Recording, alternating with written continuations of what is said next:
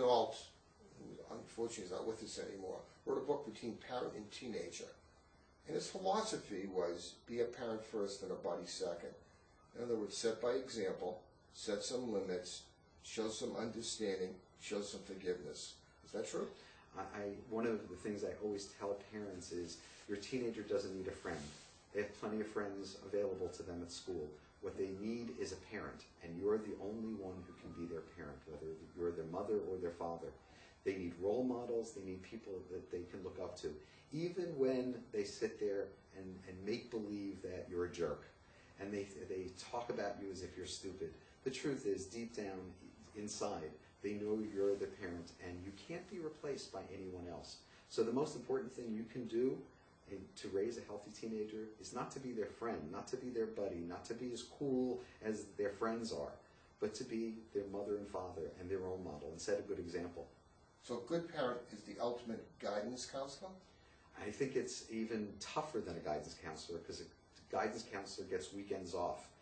At 5 o'clock or 4 o'clock when the school closes, the guidance counselor gets to go home. Being a parent is the most difficult job you can ever have. It's 24 hours a day, 7 days a week, very poor pay, and you get no time off for good behavior. It is a lifelong commitment, and we have to recognize that.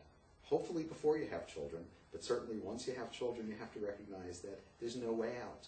This is forever.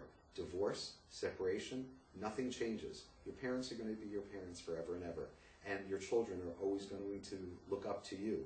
No matter how fallible or infallible you might like to think you are, they're always going to be looking up to you for the rules and the regulations and finding out what you believe in so that they can ultimately come to some self-determination, some point where they say, this is what I believe in. I always tell everybody, every one of my pencils has an eraser.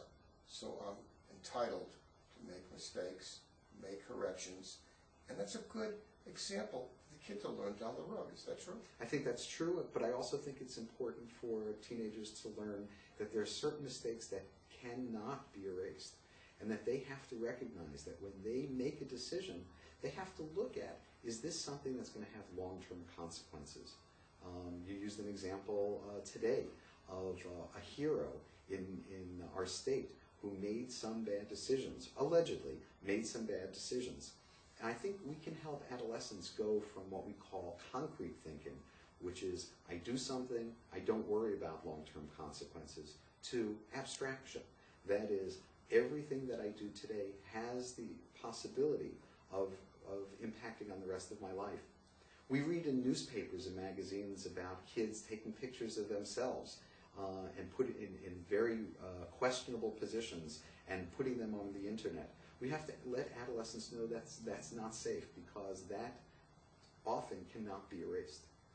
So in other words, it's not an easy job, and if you're going to become a parent, you've read the job description, you may think about doing it a little bit, maybe a little slower.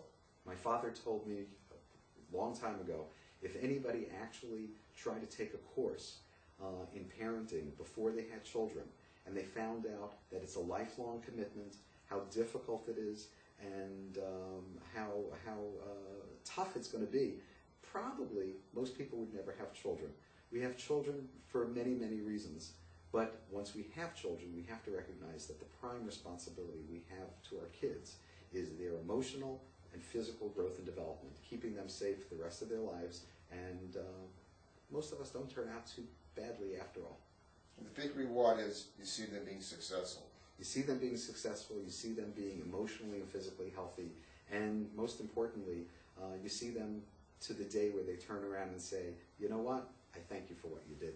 You don't really die when you die. Your influences on your children live on. We hope in a very positive way. And that is sort of like an extension of you. Is that true? I certainly would like to think so. Thank you very much. Thank you.